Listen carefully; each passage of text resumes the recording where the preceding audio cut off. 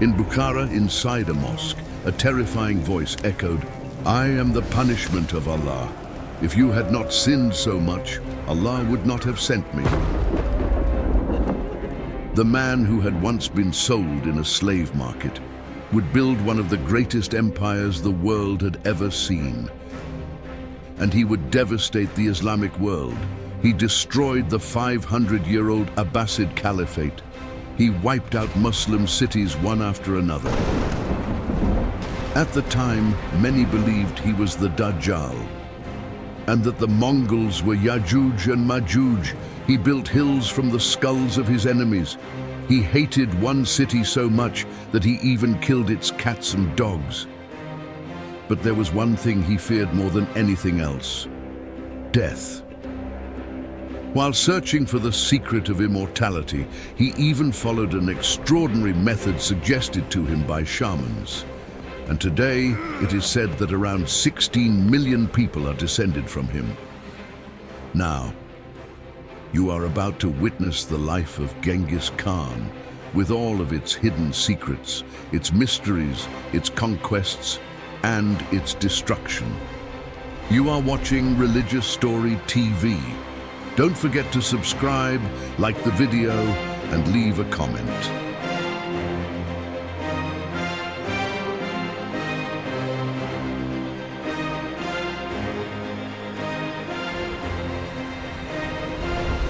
If you're ready, let's begin.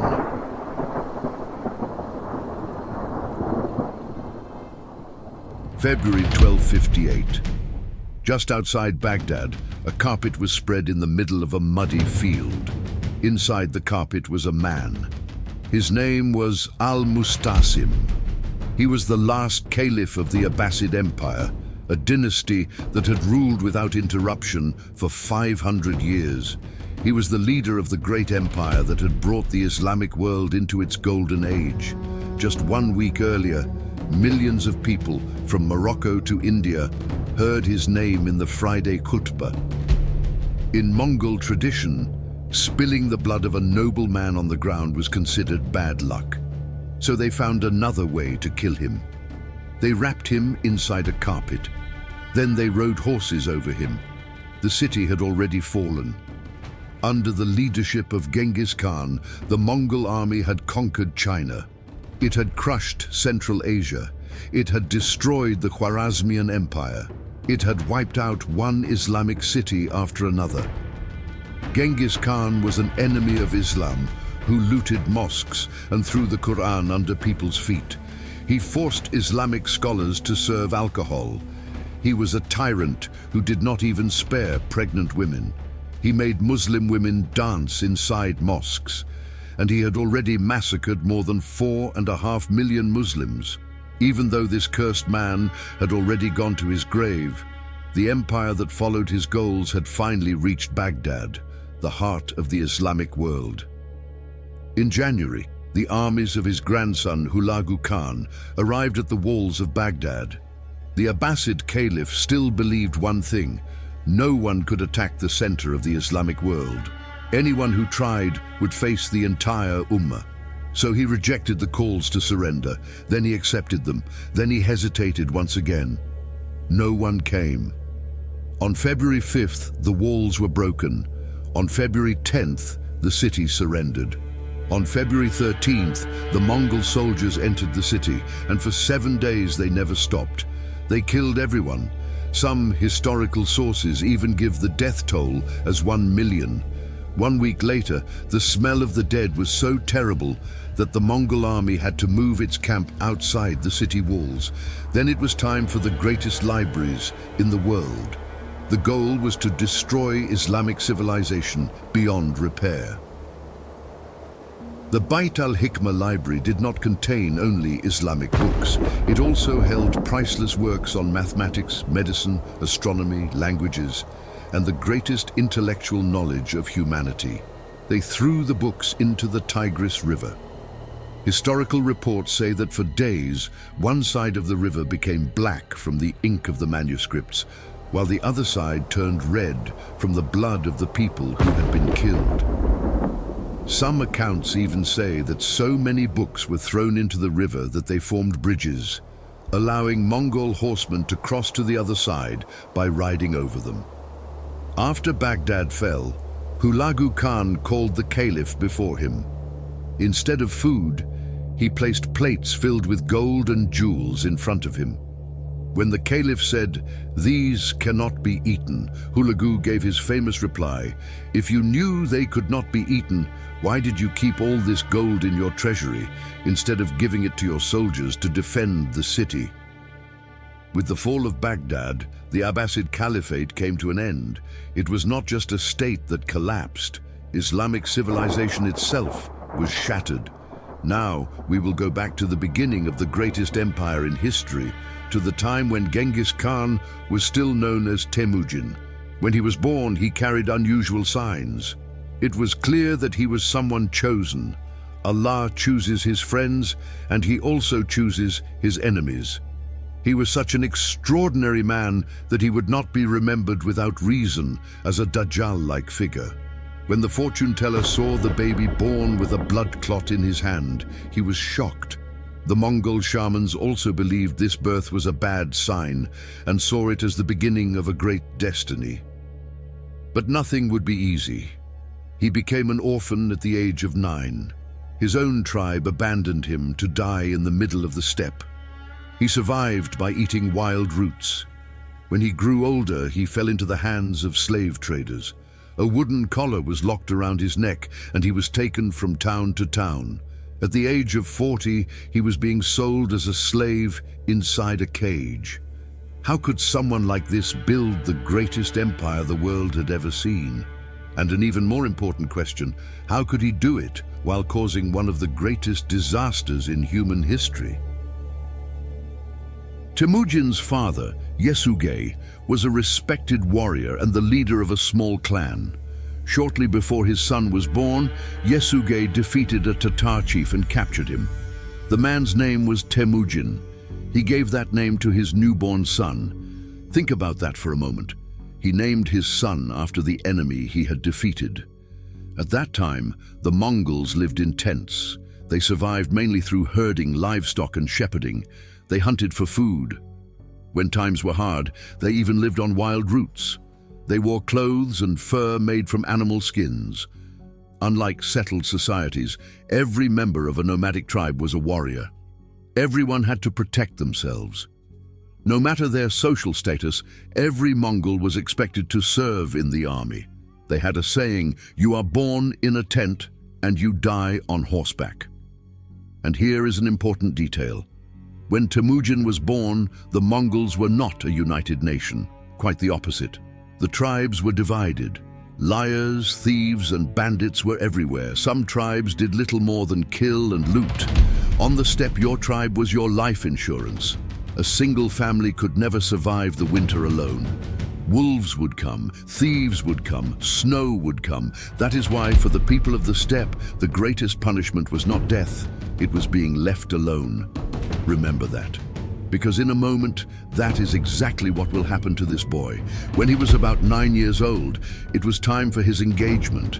His father took him to his mother's tribe. There they chose a girl named Borte.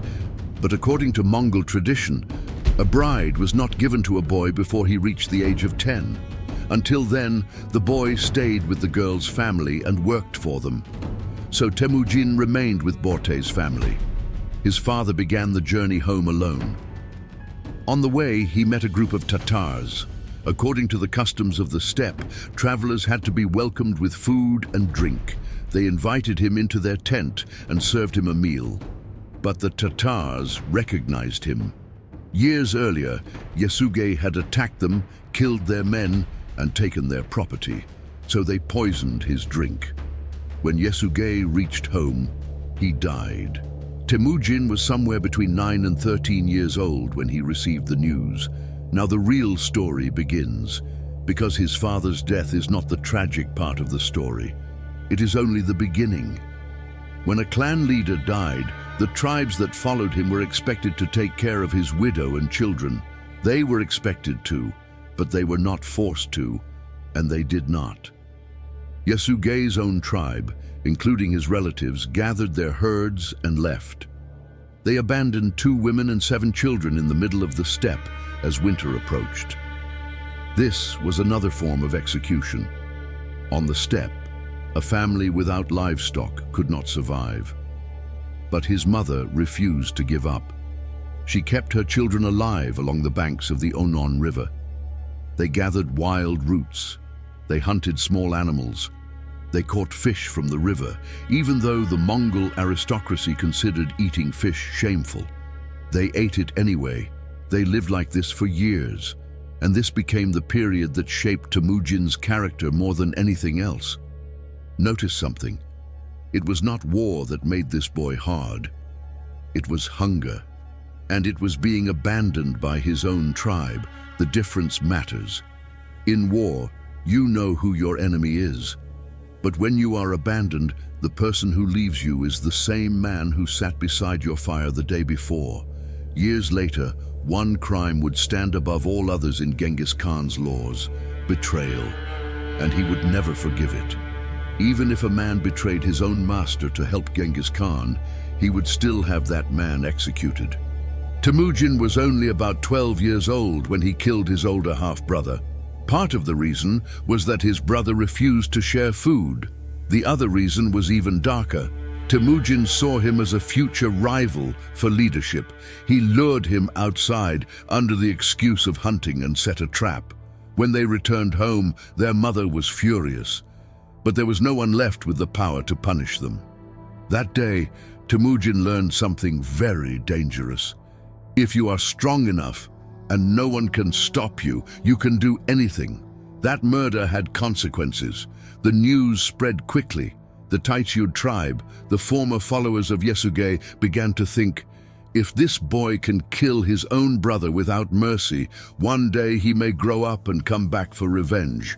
So one day they came on horseback. When they captured him, they did not kill him.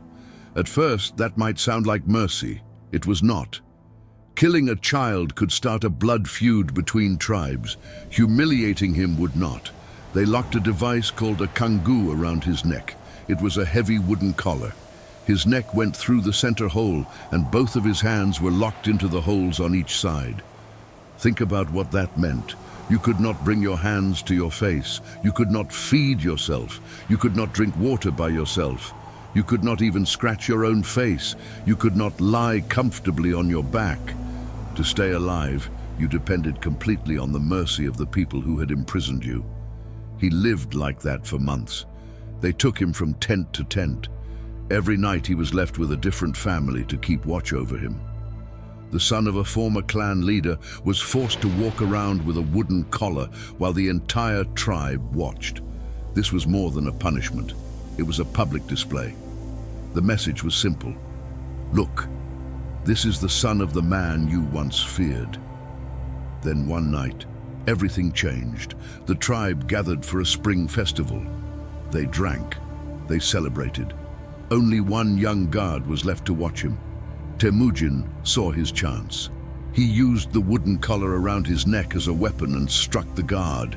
Then he ran. But where could he go? He could not ride a horse while wearing the kangu. He could not get far. By sunrise they would find him. So he entered the Onon River. He lowered himself into the freezing water. He floated on his back among the reeds with only his face above the surface, and he waited. Search parties walked along the riverbank again and again. Then a man named Sorkan Shira saw him, a face hidden among the reeds. He stopped, he looked, he understood, and he said nothing. He walked away. Then he quietly whispered, "I saw you, but I will tell no one. Stay where you are." The next day, Temujin took an enormous risk. He went to that man's tent. Sorkan Shira was surprised. He was afraid, but he did not turn him away. He cut the wooden collar from Temujin's neck and burned it. Then he hid him beneath a cart filled with wool. Soon, the search parties arrived. They searched the cart. They pushed their spears deep into the wool, but they never found him. Now stop for just a moment and think about this. What would have happened if that man had reported him? There would have been no Mongol Empire. The Khwarazmian Empire would not have been destroyed, Baghdad would not have fallen, the Abbasid Caliphate might have survived for centuries longer. World history could have been completely different. One man, one morning, chose not to speak for 5 seconds, and because of that, the greatest empire in history became possible. Was Sorkunshira rewarded later? Yes. Genghis Khan never forgot him. He gave both Sorkunshira and his sons high positions in his empire. This reveals another side of Temujin. He never forgot those who helped him. But Temujin's test through captivity was not over. The hardest part was still to come. Years later, Temujin was captured again. This time there was no kangu, there were chains. And this time the goal was not to punish him, it was to sell him. He was taken from town to town. In the end, he was sold in the land of the Tanguts to a wealthy man. Imagine that for a moment, a cage. The man who would be remembered by the world more than 800 years later was sitting inside a cage. A rich man wanted to buy him, but he had an old advisor.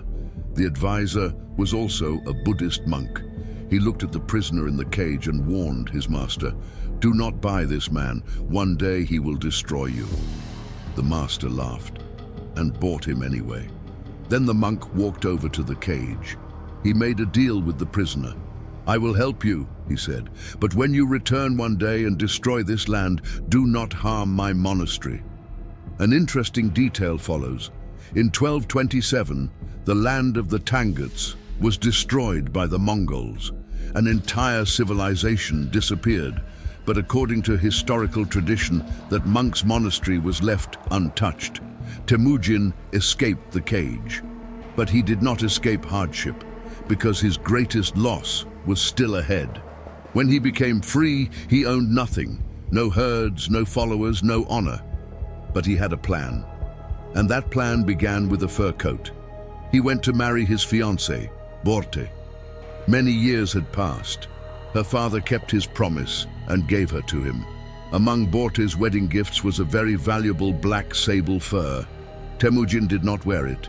He did not sell it either. Instead, he took it to Togrul Khan, the ruler of the Kharazm tribe. Togrul had once been his father's close friend. He was one of the most powerful men on the steppe. Temujin presented the fur and called him "my father's Khan." Togrul did not repay him with money. He gave him something far more valuable, a promise. "I will gather your scattered people again. I will unite your broken nation." The young man accepted his protection. But on the Mongol steppe, no debt was ever forgotten. Years earlier, Yesugei had kidnapped Temujin's mother, Hoelun, from the Merkit tribe. At the time, she had already been promised to another man. The Merkits never forgot that insult. One night, they came for revenge. They attacked the camp. In the middle of the chaos, they captured Temujin's wife, Borte, and took her away. Temujin went to Togrul Khan for help. The promise was kept. Together with his blood brother Jamuka, Togrul gathered an army of about 20,000 men and marched against the Merkits. The attack was successful. The Merkit camp was destroyed. Riding through the darkness, Temujin shouted his wife's name again and again. Borte heard his voice. She came out of the crowd and ran toward him. But there was one problem. Borte was pregnant. When the child was born, Temujin named him Jochi.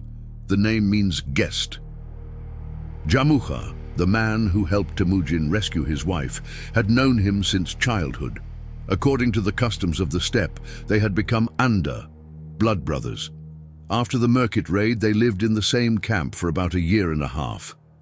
Then they separated, because both men wanted to be leaders. And on the steppe, there could not be two leaders. A war began that would last for years. At one point, Jamuka gathered many rival tribes and declared himself Gurkhan. He was so cruel that he boiled his prisoners alive in large cauldrons. In the end, the two armies faced each other. Temujin could have brought a much larger army against Jamuka, but instead, he chose to fight with the same number of Tumans, so the battle would be equal, and he won. After the battle, Jamuka escaped. A group of his own men stayed with him. But those men betrayed him. They tied him up and brought him to Temujin. They expected a reward. Temujin thanked them. Then he had every one of them executed. His reason was simple. A man who betrays his own master will one day betray me as well. Then he turned to Jamuka. He said he would spare his life. He even invited him to stand by his side again, just as before. Jamuka refused. His answer is one of the most powerful moments in this story. He said, "If you let me live, I will gather another army. I will come against you again. The two of us cannot live under the same sky, so I have only one request. Kill me." Temujin killed the closest friend he had ever had. But while doing so, he honored Jamuka with the respect he had asked for. Now only one obstacle remained. The man Temujin once called "my father." That man was Togrul Khan. He had once protected Temujin. He helped him rebuild his army. For years, they fought side by side as allies. And every time Temujin called him "my father, Khan." Then one day, Temujin made a proposal. He asked for Togrul Khan's daughter to marry his son Jochi. At first, it sounded like a simple marriage proposal. But on the steppe, marriage was politics. What Temujin really wanted was equality. For years he had served under Togrul, but now he had defeated the Tatars. He had defeated the Merkits. He had become one of the strongest powers in the eastern steppe. This marriage proposal was a polite way of saying, "I am no longer your follower. I am your equal. And when you die, your army will become mine as well." The old Khan understood exactly what it meant, and he became furious. He rejected the proposal. What happened next became one of the dirtiest acts of steppe politics. Togrul's son and his supporters prepared a trap.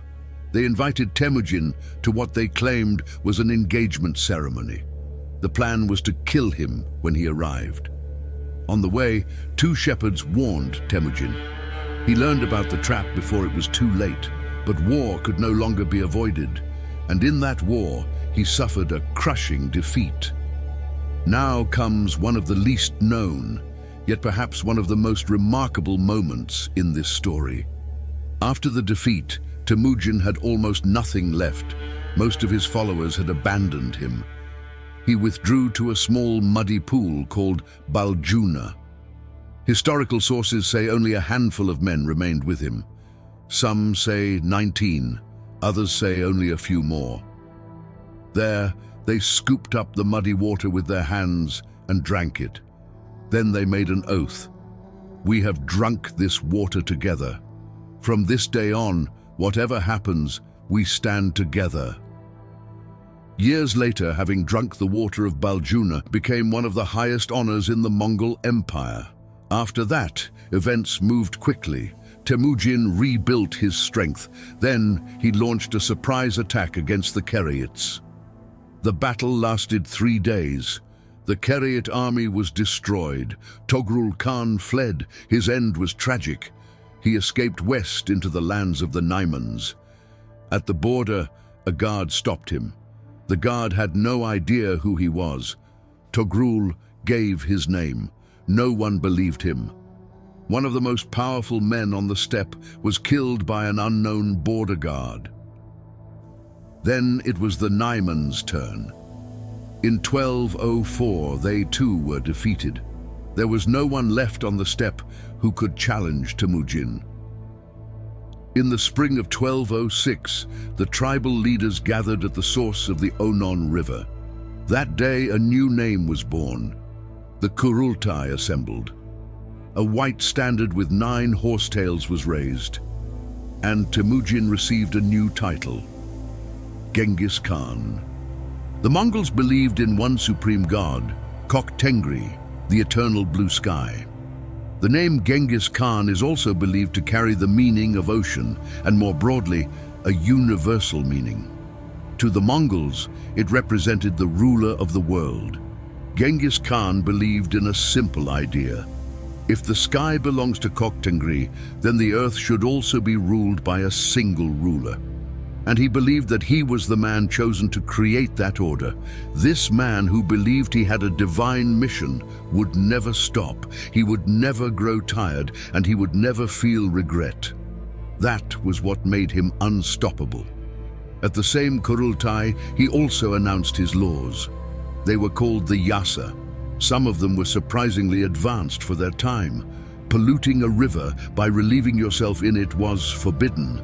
The punishment was death. Building a house on land that could be used for farming was forbidden.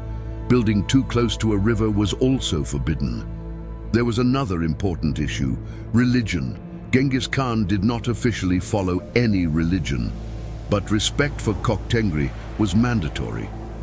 So how could a man who punished polluting a river with death become known as one of history's greatest mass killers?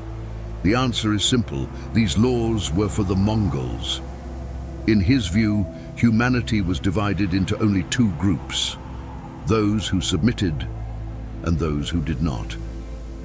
That is how tyrants and enemies of humanity have often viewed the world, not only today, but throughout history.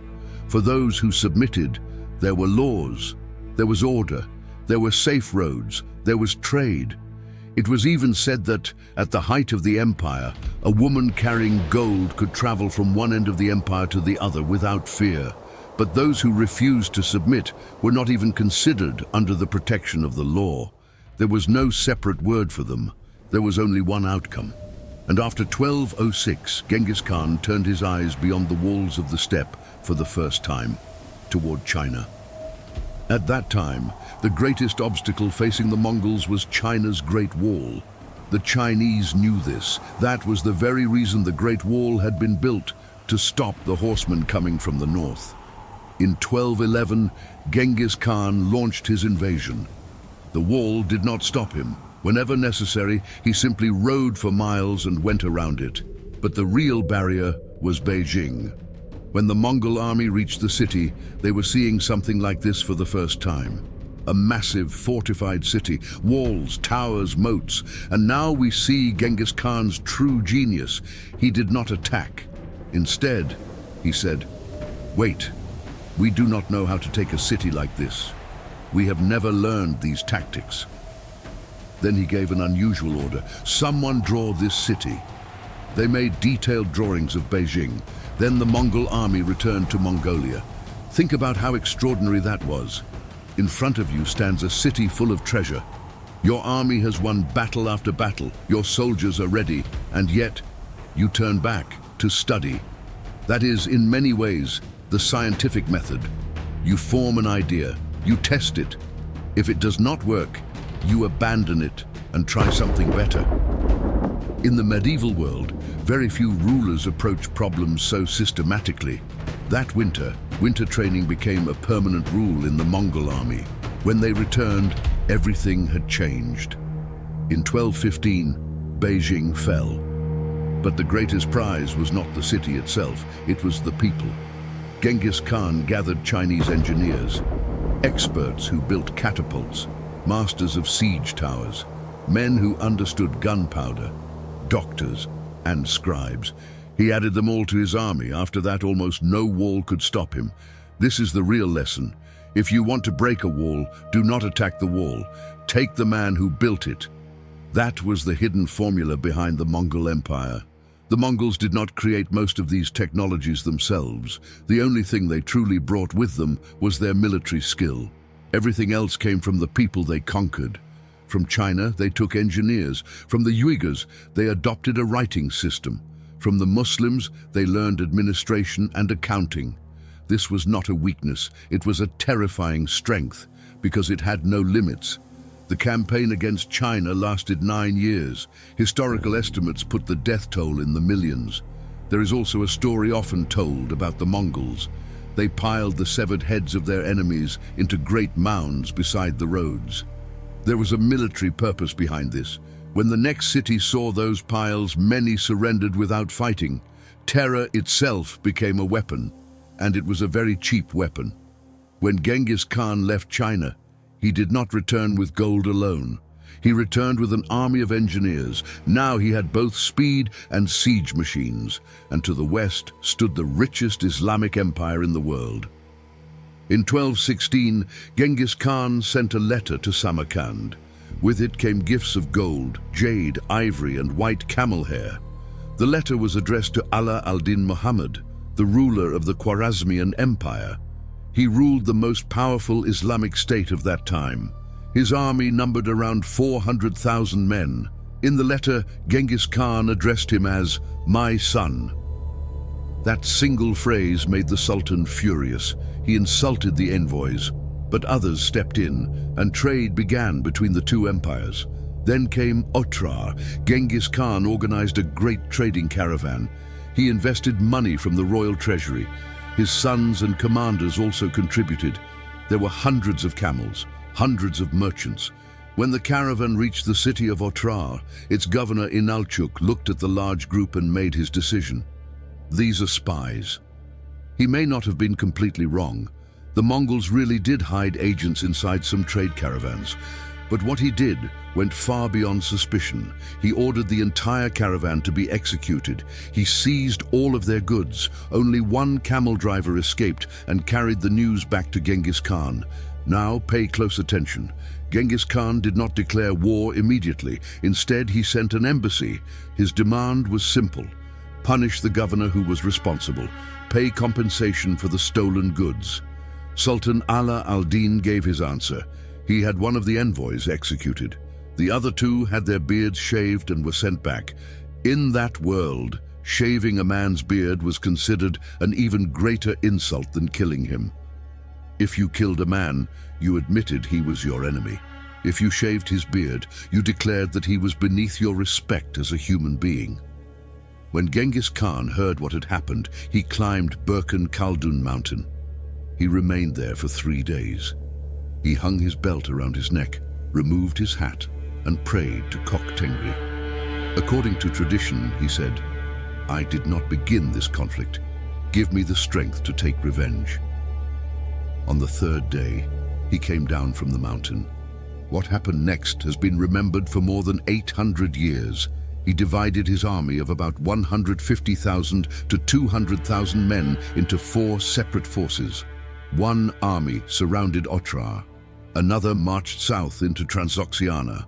Another advanced along the frontier, and Genghis Khan himself led the main army through the Kazilkum Desert, a route that everyone believed was impossible.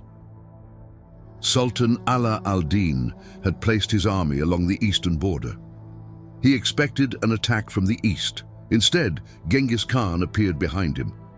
Otrar resisted for 5 months. Its defenders withdrew to the last fortress and refused to surrender. When Governor Inalchuk was finally captured, the Mongols reminded him of the silver taken from the caravan. According to historical tradition, they poured molten silver into his eyes and ears. But before Otrar finally fell, another city would fall first, and there one sentence would become famous throughout history: "I am the punishment of Allah." February 1220, Bukhara. This was no ordinary city. It was one of the greatest centers of learning in the Islamic world.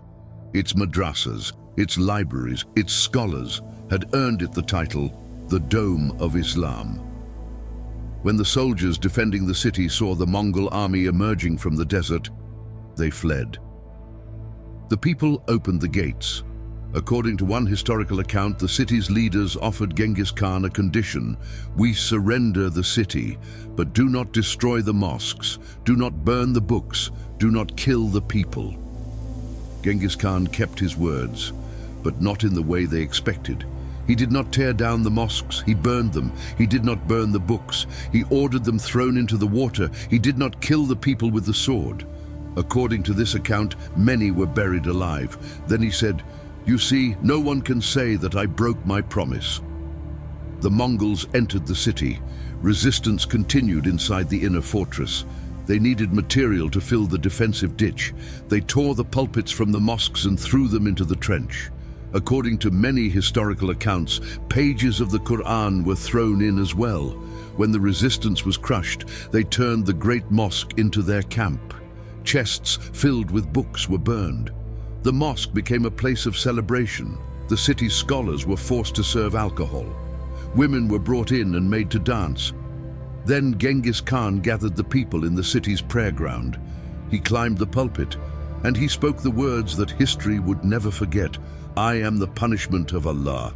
If you had not committed great sins, Allah would not have sent upon you a punishment like me. These words remind many Muslims of a well-known saying found in Islamic spiritual tradition. The oppressor is a sword, carrying out a duty. Allah first takes revenge through him, and then he takes revenge on him. Many Muslim scholars have described that period as a time when large parts of society had become attached to worldly life instead of the values of Islam. Injustice had increased. Wealth and knowledge had led many people to pride. From this religious perspective, some Muslims have understood Genghis Khan as a severe trial and a means of punishment permitted by Allah to warn the Islamic world, not as a righteous man, but as a harsh instrument through which divine judgment unfolded. The man who spoke those words was not a Muslim. He followed no religion. He did not know the Quran. Yet he immediately found the one thing that would wound people the most. What has happened to you is your own fault. As the scholars of that time struggled to understand this disaster, some of them reached a similar conclusion, but they came to it from a very different perspective. They asked, how could a world with so much wealth, so many scholars, and such great armies collapse so quickly? For them, the answer was not the size of the army. There were 15 different sultans. Each one was waiting for his neighbor to fall. There was wealth, but there was nothing left worth defending together. Then they gave another warning, a warning that many believe still speaks to our time. Genghis Khan came with a sword. You can see a sword, you can prepare for it. But according to Islamic narrations, the great trials of the last days will not come with a sword. They will come claiming to help you, and the greatest challenge will be recognizing them. After Bukhara, the Mongols marched towards Samarkand.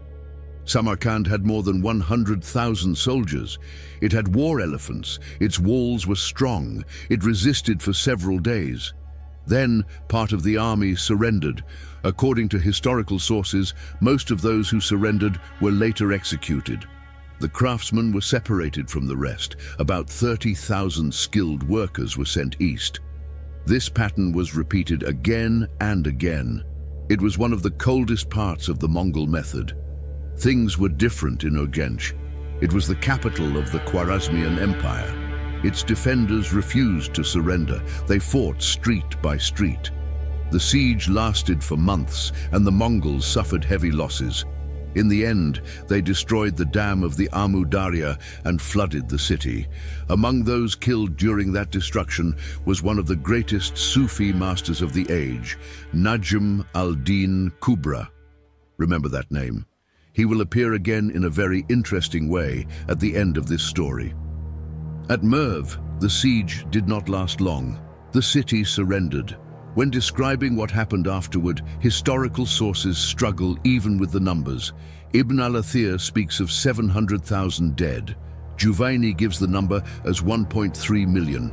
Merv was home to some of the greatest libraries in the world. Then came Nishapur. During the siege, the Mongols suffered an important loss. Genghis Khan's son-in-law, Tokuchar, was killed by an arrow fired from the city walls. His daughter was devastated. The order that followed became one of the harshest in history. After the city was taken, not a single living creature was to remain alive. According to historical accounts, the city was completely destroyed. The severed heads of men, women, and children were piled into separate heaps. Even the cats and dogs were killed. The fields were burned. The land was left impossible to farm. Why would anyone destroy a city so completely? The military reason was simple. Send a message to the next city without fighting it. And it worked. Many cities surrendered without resistance, but in the long run, the greatest destruction was not the number of people who died. If you burn a city, you can rebuild it, but if you destroy its irrigation canals, its dams, its underground water systems. The land itself may never recover. Khorasan was never the same again. Iraq was never the same again. And while all of this was happening, only one man stood up against this army. Just one. As the cities of the Khwarazmian Empire fell one after another, Sultan Ala al-Din Muhammad, the man who commanded an army of 400,000 soldiers, chose not to defend his country. Instead, he fled west. Along the way, Mongol commanders destroyed part of his remaining army and continued to hunt him down. At last, he escaped to a small island in the Caspian Sea. There, he became sick. He died in poverty.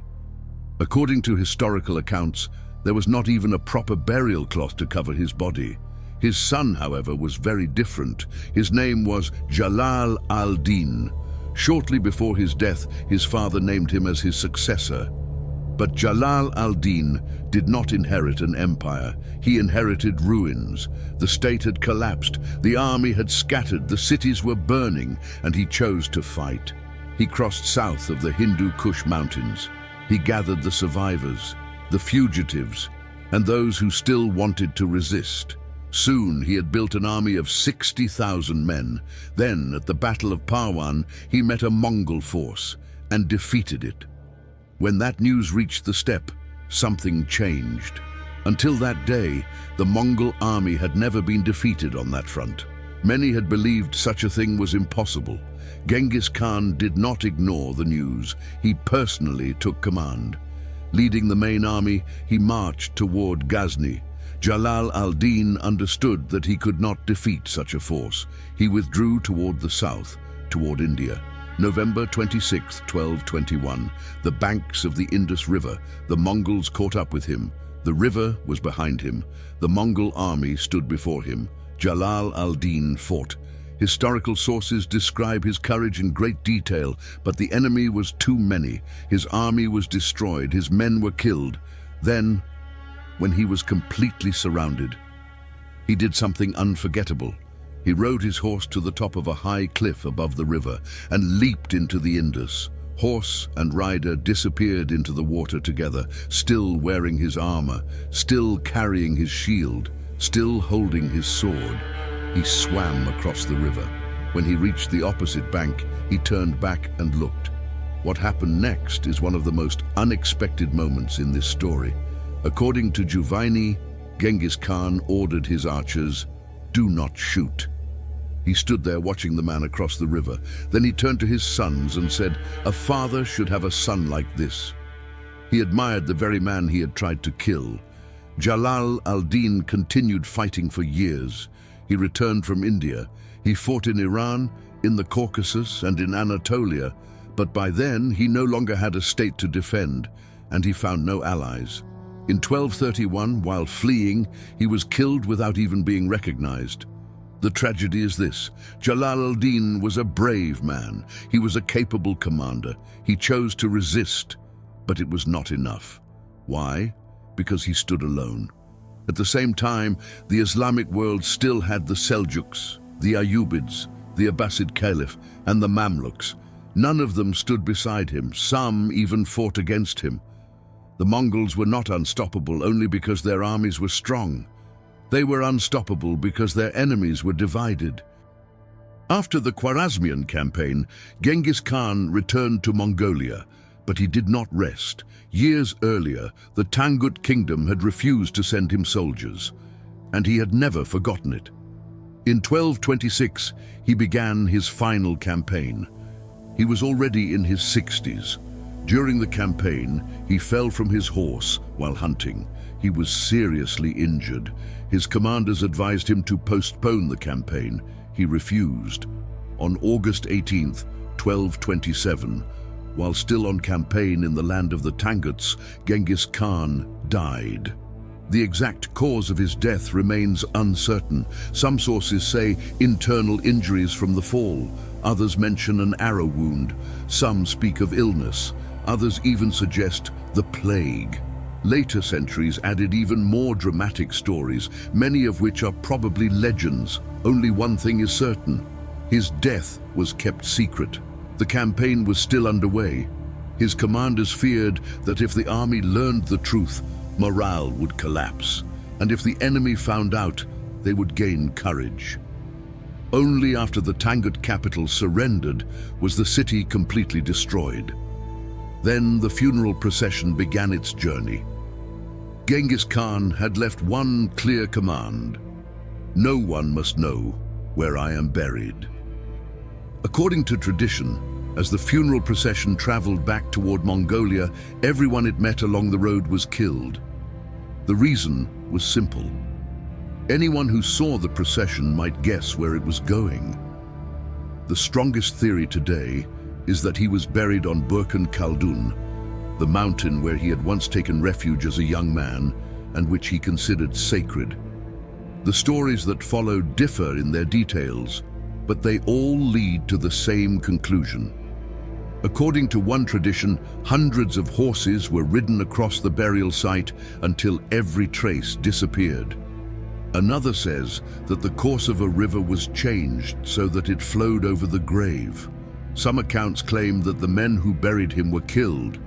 Then, those who killed the burial party were also killed.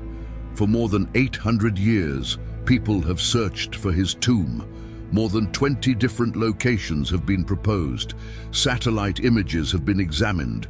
Archaeological expeditions have searched the land. The Mongolian government has even banned excavations in some areas because they are considered sacred. Yet no one has found definitive proof.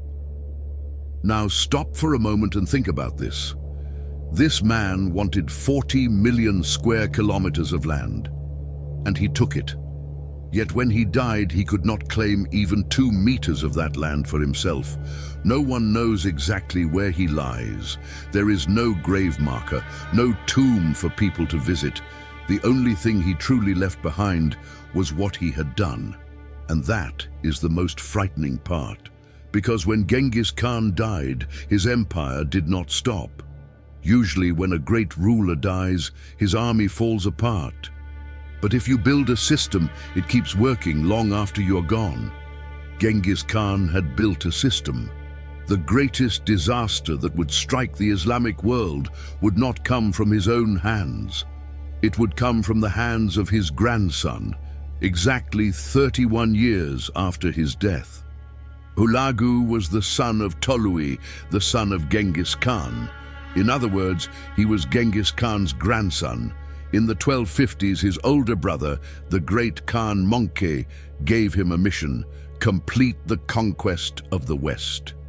Hulagu first turned toward Alamut. For generations, the mountain fortresses of the Nizari Ismailis had resisted every army that tried to destroy them. In 1256, Hulagu captured them one by one and brought that system to an end. Then he turned his attention to Baghdad. For 500 years, Baghdad had been the center of the Abbasid Caliphate.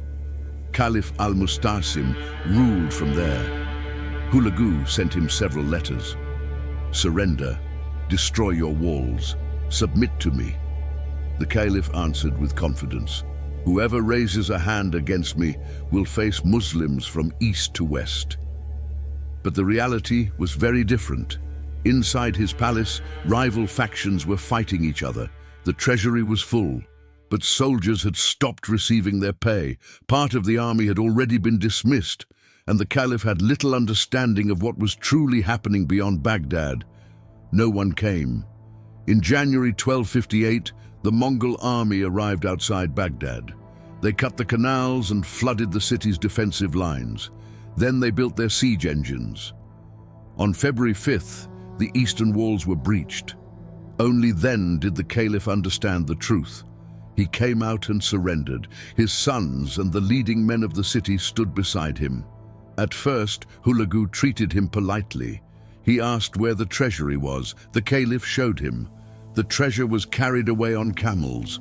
Then none of the promises were kept. On February 13th, the Mongol army entered the city for 7 days. The killing continued. Historical estimates of the dead range from 200,000 to 1 million. The smell of the bodies became so unbearable that the Mongol headquarters had to move outside the city. The libraries were looted. Countless manuscripts were thrown into the Tigris River.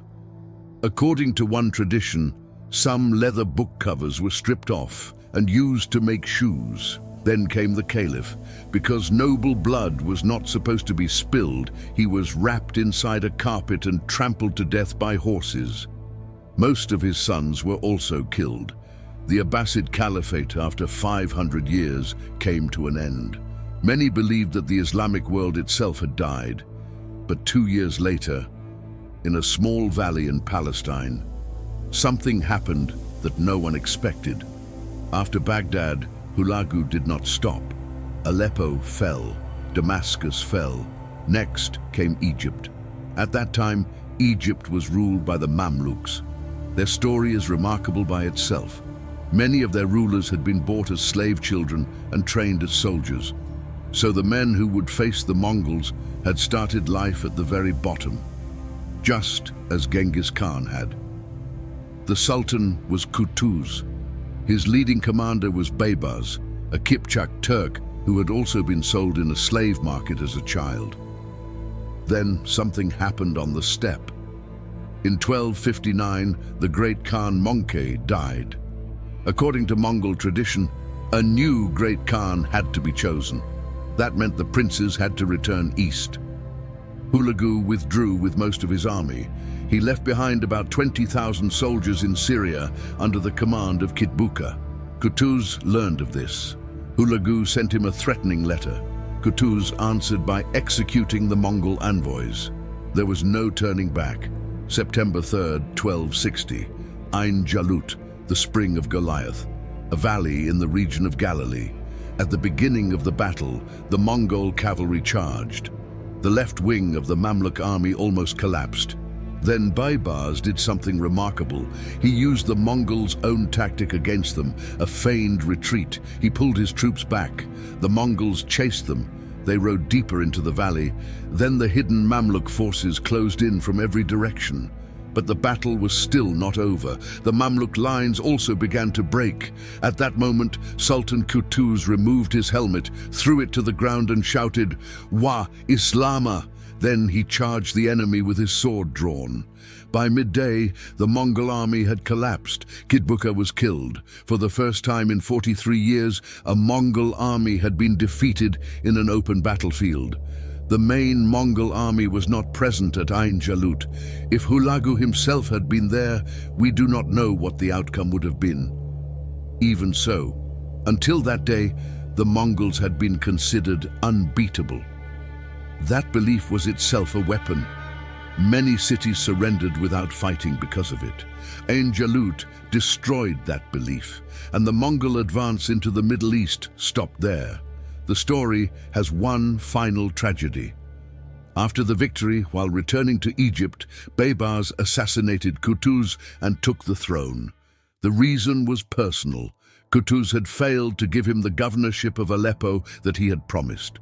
One of the two men who saved the Islamic world at Ain Jalut killed the other only a few weeks later. Even that tells us something. But how did the scholars of that time explain the Mongol invasion and everything that had happened? Some of them used a very heavy word. Some Quran commentators and historians included these narrations in their books. However, scholars such as Al-Qasimi completely rejected the claim that Yajuj and Majuj were the ancestors of the Mongols and Tatars. They described these reports as Israeliyat, stories that came from outside the Islamic tradition and have no reliable religious foundation. Neither the Quran nor authentic hadith identifies Yajuj and Majuj as any specific nation. So this is an interpretation, not an established Islamic belief. And that distinction is important. Why, then, did some scholars use such language? Put yourself in their place. An army appears from the east, from lands almost no one knows. No one can stop it. Cities disappear within days. Mosques become stables. A caliphate that had lasted for 500 years comes to an end. If you lived through something like that, you might believe that the end of the world had arrived. and you would naturally describe it using the language of the end times. But some scholars did not stop there. They asked a much harder question. Instead of looking outward, they looked inward. The Quran teaches an important principle. Indeed, Allah does not change the condition of a people until they change what is within themselves. The scholars of that age repeated this verse again and again because they believed they had found the answer. The Mongols were not the cause, they were the consequence. Genghis Khan destroyed cities, but the greater danger is not the one that destroys buildings, it is the one that destroys what is inside people. Then history took a turn that almost no one could have expected. At that time, there was a famous sheikh in Bukhara. His name was Saif al-Din Baharzi. His own teacher had been killed by the Mongols during the destruction of Urgench. One day, someone came to his door. The visitor was a Mongol. His name was Berk. He was a grandson of Genghis Khan. The sheikh made him wait outside for 3 days. According to Ibn Khaldun, Berke waited patiently. He did not become angry. He did not leave. He did not force the door open. He simply waited. Then he entered. And before that sheikh, he accepted Islam. Think about that for a moment. The grandson of the men who had killed a Sufi master's teacher was standing at the door of that master's successor, waiting to become his student. Later, Berke Khan became the ruler of the Golden Horde. He brought Islam into his state. He became the first Muslim Mongol ruler. Then came Baghdad. When Berke heard what his cousin Hulagu had done there, he was furious. Historical sources record his words, "May Allah disgrace Hulagu, who killed the Mongols with the swords of the Mongols." He gathered his army and marched against his own cousin. They fought in the Caucasus. Hulagu was defeated and forced to flee the battlefield. This became the first great civil war within the Mongol Empire, and it protected the Islamic world almost as much as the Battle of Ain Jalut, because from that moment on, Hulagu had to look north instead of west. Then came 1295. Ghazan Khan, the great-grandson of Hulagu and ruler of the Ilkhanate, accepted Islam at the age of 23. He took the name Mahmud. Around 100,000 Mongol soldiers accepted Islam with him. When Ghazan Khan came to power, he began rebuilding the lands that his ancestors had destroyed. He spent money to restore ruined villages and farmland. He even introduced a law stating that anyone who rebuilt abandoned land would become its owner. Now let us stop and think. What finally stopped this empire? Not a wall, not an army, not a king. In the end, what changed them was the faith of the people they had conquered. The religion of the lands they entered with the sword transformed them from within. For Muslims, this is also a reminder. Even when every condition seems to be against us, hearts can still change.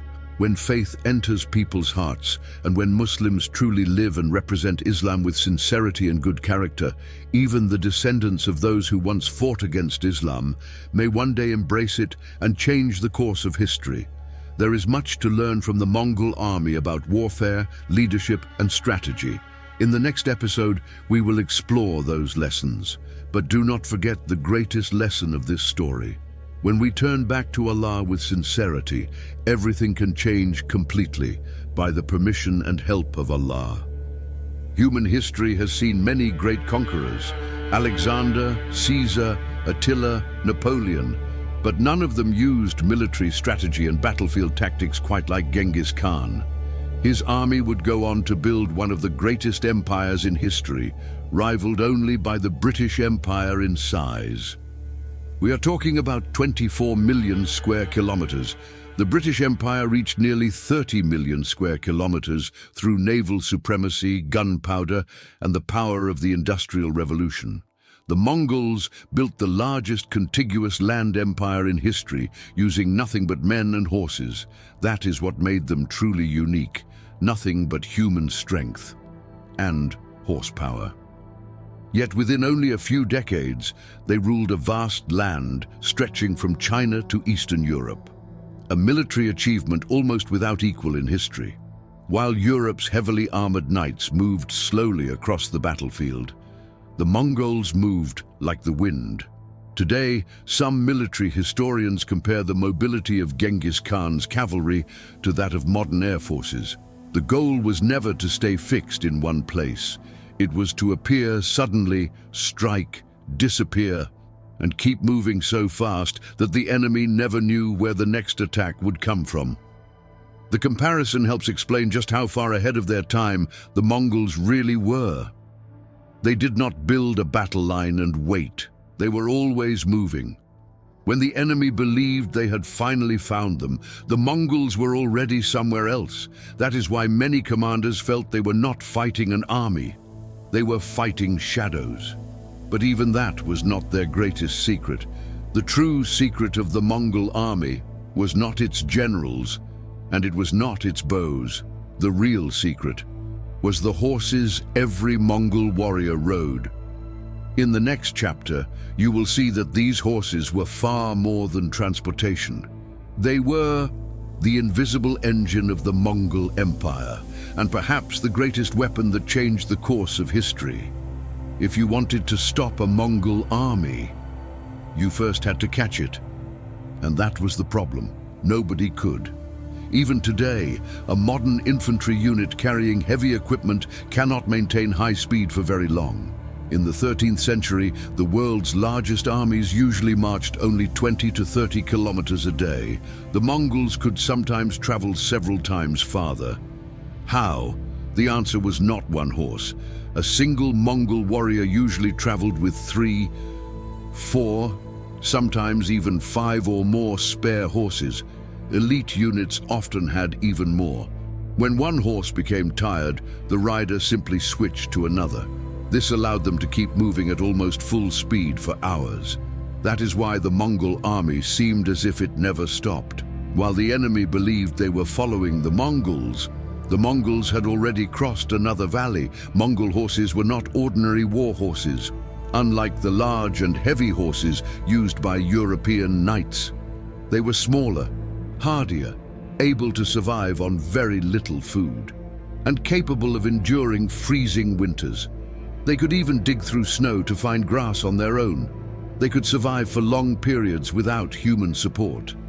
This allowed the Mongol army to travel without enormous supply caravans, but even more remarkable were the riders themselves.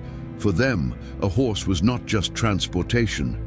It was their home, their bed, their lifelong companion.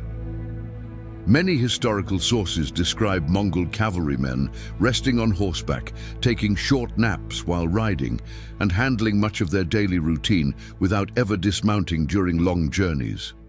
It allowed them to keep moving without losing valuable time. While a European army stopped to build a camp, the Mongols kept riding. While another army prepared a meal, the Mongols were already miles away. Thanks to preserved foods such as dried meat and kumis, a fermented drink made from mare's milk, they could survive for weeks. A famous story claims that some riders placed raw meat between the saddle and the horse's back, so it would soften during long rides. How common this practice actually was is still debated, but historians generally agree that the Mongols developed highly practical and time-saving ways to feed themselves. Another remarkable story involves horse blood. According to several historical sources, during extreme emergencies, some Mongol riders would take a small amount of blood from a vein in their horse's neck without killing the animal. They would then close the wound and continue the journey. This was not something every soldier did regularly, but many historical accounts describe it as an emergency survival technique. Everything they did served one purpose: never stop. Because in Genghis Khan's army, speed was not simply an advantage, it was the weapon itself. The Mongols could appear from an unexpected direction, attack, and disappear before the enemy had time to recover. But they were not only fast, they were also brilliant tacticians. They mastered the art of the feigned retreat. They pretended to flee. They lured the enemy for miles. Then, the moment the enemy's formation broke apart, they turned around and attacked from every direction. Because of this tactic, many commanders lost battles they believed they had already won. The Mongols also knew an astonishing amount about their enemies before the war even began. How many soldiers each city had, which mountain pass was safest, which ruler hated another ruler, which city was most likely to surrender, spies, merchants, envoys. All of them were part of a vast intelligence network. By the time the Mongols began fighting, they had often already won much of the war. Perhaps the greatest difference was the way they thought about war itself. Many kingdoms of that era built their armies around noble families. To become a commander, being born into the right family was often enough. The Mongols were different. For Genghis Khan, bloodline did not matter. Success did. A man who proved himself on the battlefield could rise through the ranks. The most capable became commanders. The most disciplined were rewarded. And even the smallest mistake could sometimes mean death. The Mongol army was built on a simple but highly effective organization that is still studied in military academies today. One commander for every 10 soldiers. 10 groups formed 100, 10 hundreds formed 1,000, and 10,000 men formed a Temüjin. Orders flowed from the top to the bottom with remarkable speed. Every soldier knew exactly who he answered to. Every commander was responsible only for his own unit. Because of this system, an army of hundreds of thousands could move like a single living body. But discipline did not end there. If a soldier abandoned his comrades during battle, sometimes the entire unit was punished, because to Genghis Khan, wars were not won by individuals, they were won by teams. That is why Mongol soldiers almost never abandoned one another. Their unity was one of their greatest strengths.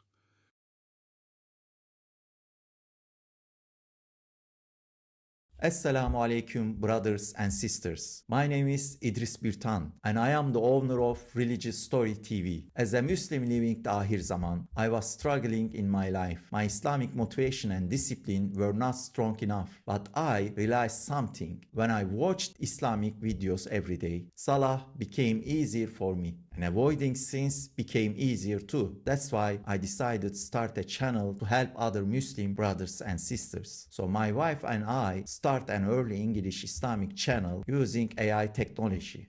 In the beginning, people were not used to this concept and AI was not producing high quality result either. We also knew to both this technology and YouTube. Yes, we had some background. I'm computer engineer. I also had experience in music and my wife was talent in art and design. But this field was still very new to us. We worked day and night. We researched constantly. To be honest, it was very difficult to keep this channel alive in the beginning. I had lost my job, we had almost no income, and during the first year, we earned almost nothing from this channel. But somehow, we continued. And Allah made this channel become one of the biggest Islamic channels today. Alhamdulillah.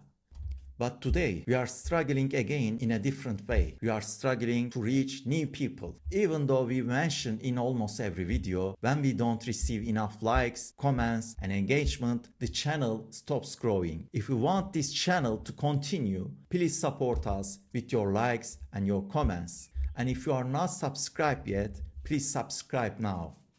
We try to read all of your comments, and even if we can't reply all of them, every single one is valuable to us. We constantly make dua for the people on this channel and for Muslims all around the world. Inshallah, we will continue working with your support and of course Allah's help. We continue praying that Allah use us in His dawah. Whether you are watching this video alone or together with your loved ones, I sincerely send my salam to all of you. With love, Assalamu alaikum.